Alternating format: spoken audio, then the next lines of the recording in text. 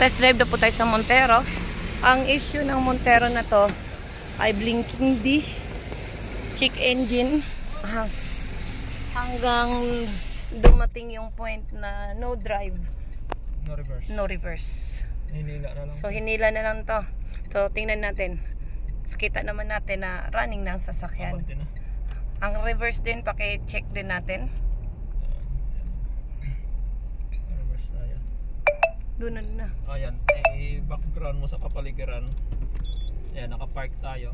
Background mo sa kapaligiran. Tingnan natin kung ma-atras ang sasakyan. Magre-reverse ako, ayan, no?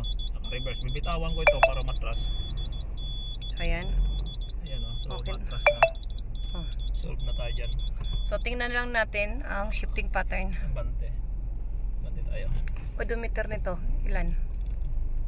90,700.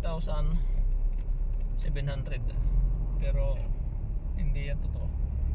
Pinitik yan ng bayansil. Ang laki ng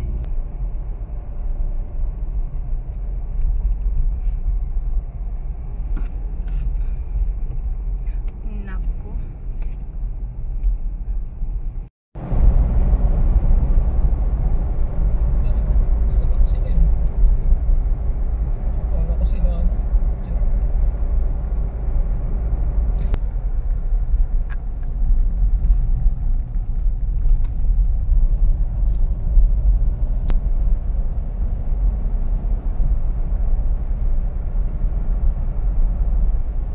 ito yung hinila.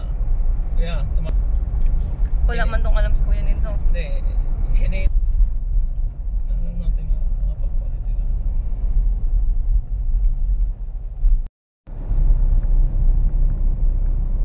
Saan bang lugar na to? Malabon? Malabon to Tejero. Gentry na to, di ba? Oo.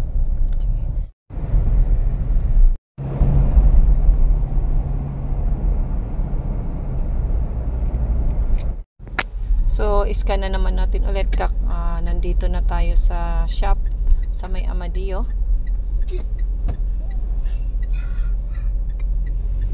So, bukas ng umadaling araw road test namin ito papuntang Lemery, Batangas. Din iscan ulit.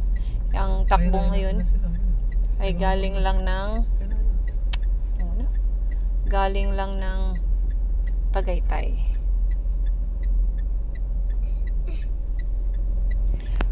Ayan, nandito na sa Amadeo.